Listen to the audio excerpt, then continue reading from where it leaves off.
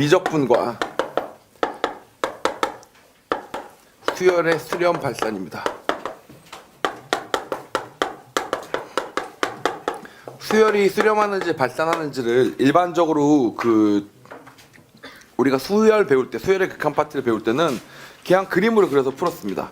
얘가 일로 가면 일로 간다, 뭐 이렇게 되면 이렇게 된다, 이런 식으로 공부를 했었는데 논술에서는 그렇게 공부하면 안 되죠. 그래서 제대로 엄밀하게 미적분을 이용해서 이 수열이 수렴하는지 발산하는지를 풀어나가는 방법들이 있는데, 미분에 관련된 것들을 일컬어서 뉴턴 메서드라고 얘기를 하고요.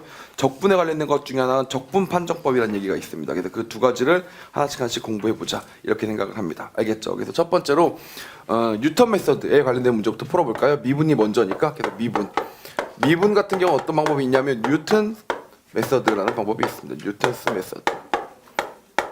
오케이, 그 얘기부터 시작을 해보도록 하겠습니다.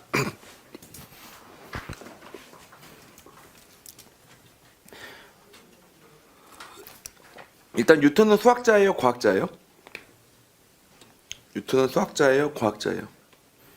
과학자죠. 근데 이제 수학적인 측면도 있습니다. 미적분을 만든 사람이 뉴턴이죠. 그러니까 다시 말하면 미적분을 만들었다는 거 수학적 업적도 너무 뛰어나서, 물론 과학적 업적도 엄청나게 뛰어나지만 수학적 업적도 그에 필적하게 뛰어나다 보니 수학자라고 부를 수도 있고 과학자라고 부를 수도 있고, 그렇죠? 자, 그런 사람입니다. 거기서 이제 만약에 연금술사였대잖아. 연금술을 연구했었대잖아. 연금술까지 만약 성공해서 화학까지 만약에 해서버렸었으면 정말 인류 역사를 바꿔버렸겠죠. 근데 그런 일은 당연히 불가능했고, 하여튼 수학자이자 물리학자였던 뉴턴이었는데, 수학자적 측면이 약하고 과학자적 측면이 어느 정도는 좀 있었던 거죠. 그러다 보니까 발견할 수 있었던 게 뉴턴스 메서드입니다. 왜 그러냐면, 보세요. 일반적으로 수학자들은 어떤 방정식이나 근을 구할 때 가장 중요하게 생각하는 게 뭐냐면 존재하는지, 존재한다면 구할 수 있는지, 자, 이런 논리적인 것들만 중요하게 생각하는 경향이 있습니다. 예를 들면 사이값 정리 같은 거 생각해 보세요. 함수가 연속이면 여기가 부호가 서로 다를 때 중간에 0을 지난다 라는 건 알죠. 근데 언제 지나는데 그건 모르지만 하여튼 지나긴 지난다는 건 알지. 요게 되게 수학자적 측면이란 얘기입니다. 이거 무슨 말인지 아시겠어요? 그냥 존재한다. 그리고 뭐 구할 수 있냐라고 물으면 구할 수 있냐 없냐, 뭐 이런 것들만 고민을 하고 있는 거죠. 알겠죠? 근데 뉴턴 같은 경우는 과학자적 측면이 있는 사람이었기 때문에 구할 수 있으면 어떻게 구하는 게 가장 효과적인데? 그리고 어떻게 해야 구할 수 있는데? 근사값이라도 얻으려면 어떻게 해야 되는데? 라는 생각을 하게 된 거야. 알겠지? 수학자들은 그냥 구할 수 있으면 끝 이거였는데, 근사값이라도 구하려면 우리가 어떤 노력을 해야 되는데? 를 생각하면서 이제 뉴턴이 시작된 거죠. 오케이? 그래서 뉴턴이 뭘 발견했느냐? 일반적인 방정식을 그래도 근사값이라도 풀어내는 방법들을 생각해내게 된 겁니다. 알겠죠? 우리가 알고 있었던 방정식들은 뭐 예를 들면 다항 방정식, 3차 방정식, 2차 방정식 하는 다항 방정식, 알겠죠? 그 다음에 우리가 일반적으로 치환해서 문제를 푸는 삼각 방정식이나 지수로그 방정식, 이런 방정식들만 우리가 문제를 풀어나갈 수 있고, 이것들이 사실 섞여버리면 문제를 풀 수가 없어요. 그래서 즉 다시 말하면 이거 외의 방정식들에 대해서는 도대체 어떻게 문제를 풀 수가 있는가에 대해서 이제 고민을 하기 시작했는데, 예를 들어서 생각해 봅시다. 예를 들어서 만약에 y = EX라는 그래프가 이렇게 있었습니다. y = EX라는 그래프가 있고 여기다가 x 더하기 3이라는 그래프를 그리는 거예요. y는 마이너스 x 더하기 3이라는 그래프를 그려버리면 이 x는 마이너스 x 더하기 3이라는 식을 풀어야만 되겠지. 알겠지? 자, 그런데 이 x는 더하기 x는 3이야. 자, 그럼 이 방정식은 여기를 보자니 지수 방정식이고 여기를 보자니 그냥 1차 방정식이라서 지수 방정식도 아니고 1차 방정식도 아니야. 얘를 치환해버리는 순간, 라지 x로 치환해버리는 순간 여기는 뭐가 돼버려? 또 로그가 돼버리니까 또 로그 방정식이 돼버려요. 그래서 결국 치환을 아무리 해도 본질은 바뀌지 않아서 이 방정식은 지금 현재 풀 수가 있다 없다? 풀 수가 없어요. 풀 수가 없지만 수학자들은 뭐라고 생각하냐면, 야, 여기 근이 있잖아. 여기 근이 있잖아. 그럼 여기 있다는 게 보이잖아. 그럼 우리가 근 한 개인 거는 알 수 있지. 이게 수학자적 관점이고, 과학자였던 뉴턴은 근데 그게 얼만데, 그러니까 대략 얼만데 좀 더 정확하게 구할 수 없어? 에 대해서 이제 고민을 하기 시작했던 거죠. 알겠죠? 자, 그래서 뉴턴은 어떻게 생각했었냐면 0을 넣으면 얼마예요? 0을 넣으면 1과 3이었으니까 1에서 3을 빼면 얼마야? 그러니까 예를 들어서 이런 그래프를 그리는 거지. EX 더하기 X 그래프를 하나 그려보시는 겁니다. 알겠죠? EX 더하기 X 그래프를 그리면 어떻게 되겠어요? 이 X선 그래프하고 X 그래프가 이렇게 있었을 거 아니야? 알겠죠? x 그래프가 있었을 거고 3까지 빼버릴까? 차라리 2x 더하기 x에서 빼기 3 그래프를 그래서 이 녀석 0이라고 그려볼까? 자, 이 녀석 가지고 그래프를 그려보는 거죠. 자, 이렇게 그리면 그래프를 그리면 어떻게 됩니까? 2x승 그래프라는 녀석에다가 x 빼기 3이란 그래프를 그렸으니까 둘이 더하면 뭐가 나오겠어요? 한 요 정도 되는 값이 만들어지겠고 얘는 점점점 어디로 가? 0을 향해서 가까이 가는 거니까 다시 말하면 이 녀석도 점점점점 마이너스 x 빼기 3을 향해서 가까이 가게 되겠죠. 이렇게요. 그리고 얘는 어떻게 된다고요? 무한히 확 증가하고 있으니까 여기서 쭉 증가하면서 약간 이렇게 생긴 곡선 같은 이렇게 생긴 그래프가 나오게 될 거라고요. 그래서 여기 어딘가가 만날 텐데 얘가 바로 뭐예요? 얘의 근이 바로 요 근이 된다는 생각을 한 거지. 알겠지? 근데 이 근이 대충 얼마쯤 될 것 같아? 전혀 알 수가 없으니까 뉴턴이 생각한 방법은 뭐냐면 접선을 활용하자. 자기가 미분을 직접 만들었잖아요. 미분을 만들었으니까 접선의 방정식을 가장 잘 이해하고 있는 사람 중에 하나겠지. 그래서 그 사람이 접선을 이용하자라는 생각을 한 거야. 대략적으로 해보니까 1 같은 거 넣어보면 1보다는 뭐 여기 1 같은 거 넣어보면 1 넣으면 어떻게 돼요? 여긴 1이고 여긴 2니까 어떻게 돼요? 더 위에 있었잖아요. 그쵸?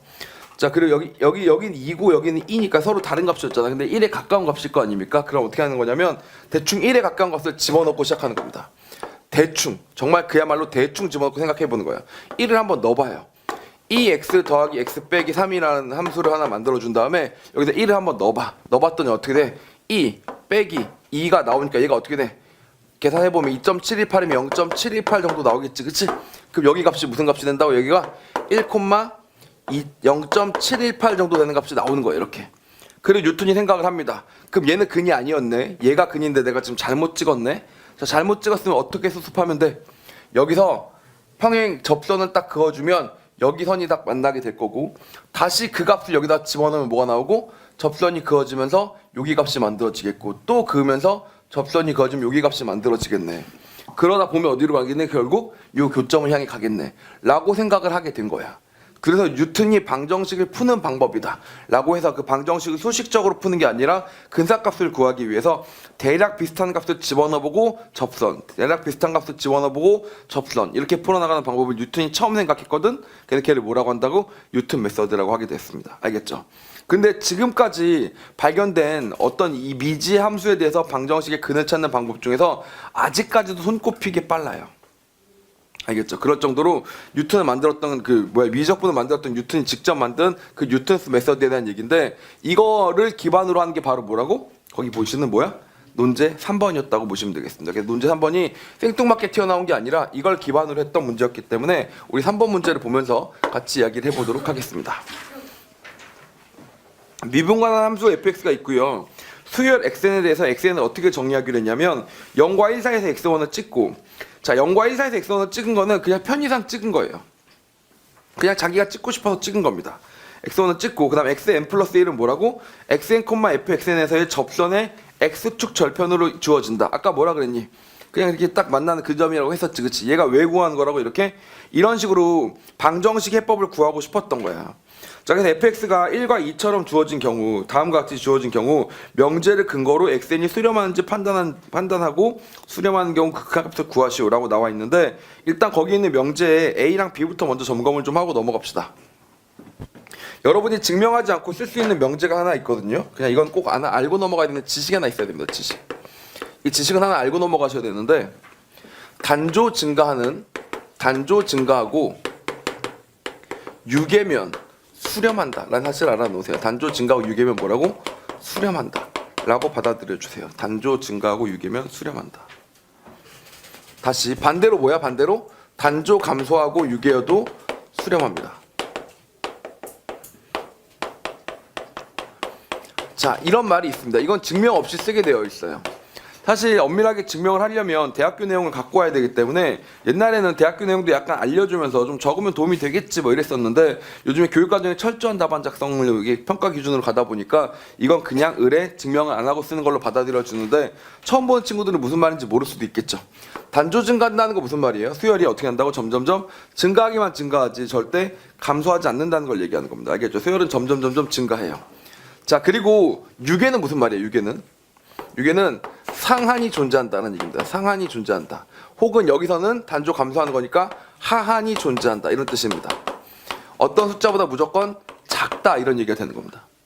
자, 생각을 해보세요. 어떤 수열이 있는데 단조 증가해요. 즉 다시 말하면 AN과 AN 플러스 1이 있는데 점점 같거나 커지는 중입니다.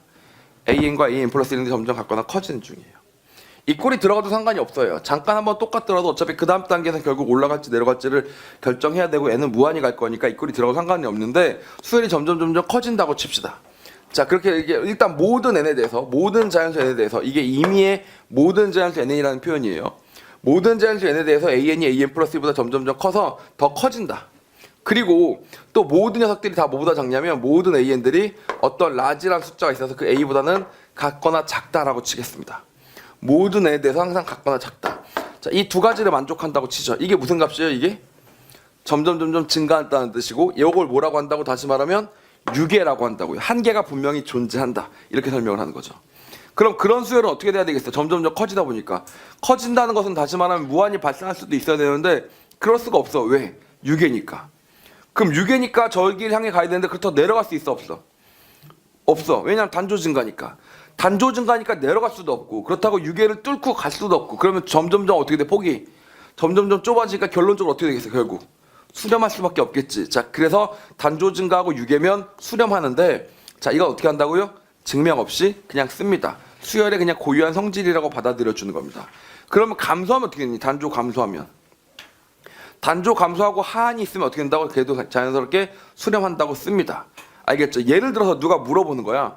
n분의 1은 n이 무한대로 갈 때 수렴하니? 라고 물어보면 그때 뭐라고 써주면 되는 거라고? n분의 1이라는 수열은 점점 감소하는 단조 감소 수열이고, 근데 0보다는 무조건 크다. 그러므로 걔는 수렴한다. 걔가 반드시 0으로 수렴한다는 건 아직 모르지만 최소한 수렴은 한다. 이렇게 판정할 수 있다고요. 그래서 수렴을 판정할 때 쓰는 가장 대표적인 지식입니다. 어떤 수열이 단조 증가하거나 단조 감소하면, 그리고 유계면 반드시 어떻게 된다고? 수렴한다 라는 점을 하나 알아놓으시면 됩니다. 그래서 여기서도 어떻게 주고 있어요? 그냥 명제를 그냥 줘버려요.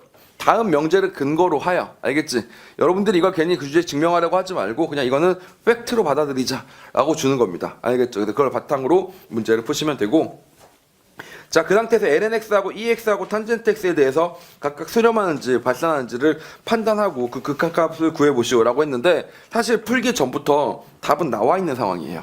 만약에 여러분이 뉴턴 메서드를 알고 있다면 이건 답이 나와 있는 겁니다. 생각을 해보세요. lnx 그래프는 이렇게 생겼습니다. 그래, 그 교점이 어디야? 여기가 방정식의 근이 되겠지. 그러니까 얘가 있으니까 얘는 어떻게 될까? 수렴을 한다는 얘기입니다.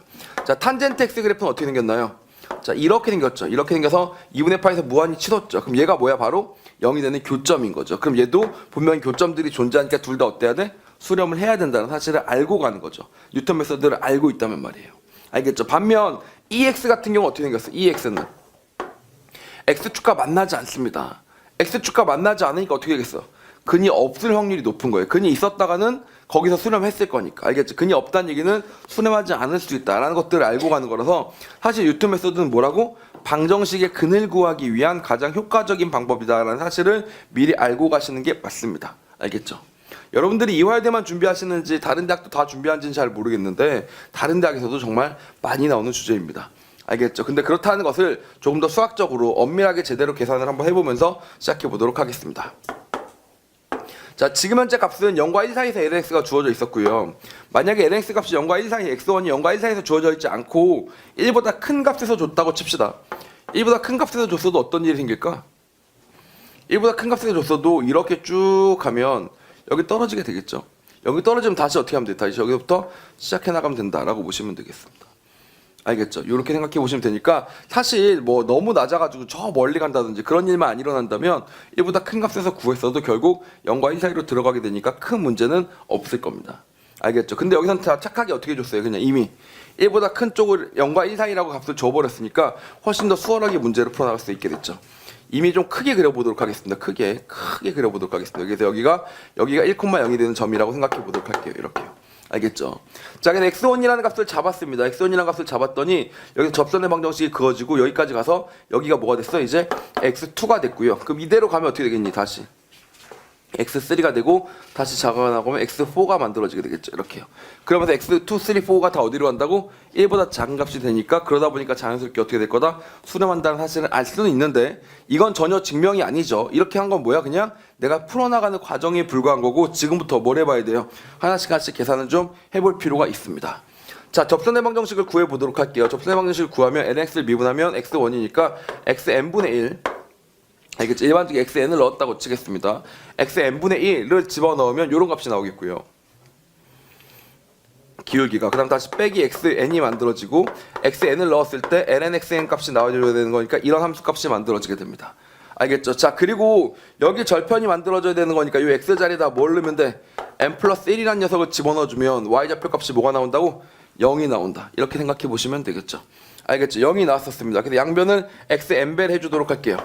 xn배를 해줬더니 xn배가 돼서 xn 플러스 1에서 빼기 xn이 만들어졌고 다시 여기서 넘어가면서 이 녀석 이렇게 정리해 볼까요?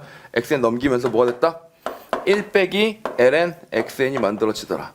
이렇게 되는 거면 마지막 xn까지 넘겨주시면 뭐가 돼요? 여기가 2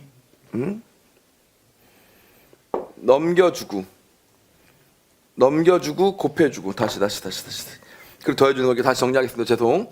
1 빼기 ln xn의 xn승이 되는 거죠. 이렇게 되는 거죠. 그렇죠? 이렇게 되면 이 녀석이 xn 플러스 1이 만들어진다 라고 봐주시면 되겠습니다. 이렇게 되는 거죠. 오케이? 자, 그래서 이 xn 플러스 1이 xn에 비해서 어떤 성질들을 갖는지를 확인해 봐야 되는데 일단 첫 번째로 뭐예요? 더 크다라는 걸 보여줘야 됩니다. 알겠죠? 주어진 xn보다 xn 플러스 1이 어때 된다고? 더 크다라는 걸 보여줘야 되고 또 두 번째로 뭘 보여야 돼? 얘가 1보다 작다는 것도 보여줘야 됩니다. 알겠죠? 얘가 큰지를 어떻게 따져볼까? 얘가 xn보다 큰지는 어떻게 따져요? xn은 그대로 있었는데 xn이 뭐야? 1보다 작지 않습니까? 1보다 작으니까 여기는 음수가 나올 거고요. 음수가 나온다는 얘기는 여기는 양수가 나온다는 얘기고 여기 1보다 크다는 값이 나오는 거니까 자연스럽게 여기서 xn보다 크다는 사실은 밝혀내게 되었습니다. 알겠죠? 맨 처음부터 xn부터 시작하면 안 되고 원래는 x1이 되면 2가 된다. 2가 되면 3가 된다. 그래서 이걸 일반항을 시켰더니 n이 되면 n 플러스 1이 된다라고 귀납적으로 확장을 시켜야 되겠지만 하여튼 따지면 이런 값이 만들어지게 됩니다. 어떻게 된다고요? 점점 커진다라는 건 확실하다고. 자, 그리고 이 값이 어떻게 돼야 돼? 1을 넘지 않고 계속 요 바운더리 내에서 놀고 있다는 사실을 확인해 줘야 될 거 아닙니까? 자, 그래서 얘가 1을 넘는지 안 넘는지를 확인해 봐야 되는데 그렇게 하기 위해서 gx라는 함수를 하나 새롭게 도입해 보도록 하겠습니다. 그냥 똑같은데 변수만 ln xn이 아니라 그냥 x라고 잡아준 녀석을 얘기해 주는 겁니다. 알겠죠? 얘가 어떻게 생겼는지를 한번 밝혀보도록 할게요. 자, 얘 같은 경우도 미분해서 얘가 어떻게 변해나가는지를 확인을 해볼 겁니다. 미분해서 해보니까 1-ln x라고 정리가 되거나 아니면 x를 똑같이 뽑았을 때 x분의 1이 되는데 여기가 마이너스가 되거나 즉 다시 말하면 마이너스 ln x라는 값이 만들어지게 되고요. 재밌는 건 뭐예요? 마이너스 ln x는 언제 가장 어떻게 돼? 이게 부호가 뭐야? 부호가 0과 1 사이에서는 뭐가 되고 음이었다가 마이너스 붙었으니까 양으로 커지다가 1이 되면 다시 어떻게 된다고? 꺾인다는 얘기죠. 아시겠습니까? 자, 그러면 1이라는 값이 뭐가 되는 거야? gx의 무슨 값? 극대값이 만들어지는 거죠. 자, 그러다 보니까 얘는 뭐가 된다고? g1보다는 작을 것이다 라는 사실을 알게 되는 겁니다. 그럼 결론적으로 정리하면 뭐예요? 여기다 xn을 집어넣으면 xn 플러스 1이 나오게 되는데 xn 플러스 1은 뭐라고? 무조건 1보다는 작고 g1이 얼마인데? g1은 여기다 집어넣으면 1 넣으면 0 되고 1이니까 1이죠. 무조건 1보다는 더 작은 값이 나온다 이렇게 볼 수가 있겠죠. 알겠죠? 그래서 미분을 통해서 확인을 해본 결과 뭐라고? 0과 1 사이에 있긴 있었는데 증가하긴 증가하나 여전히 뭐보단 작다? 1보단 작으니까 점점 증가하는 수열이 뭐보다 작다고? 1보다 작아요. 그러니까 걔는 어떻게 할 수밖에 없다고? 수렴할 수밖에 없다. 이렇게 정리가 되는 거죠. 이해갑니까?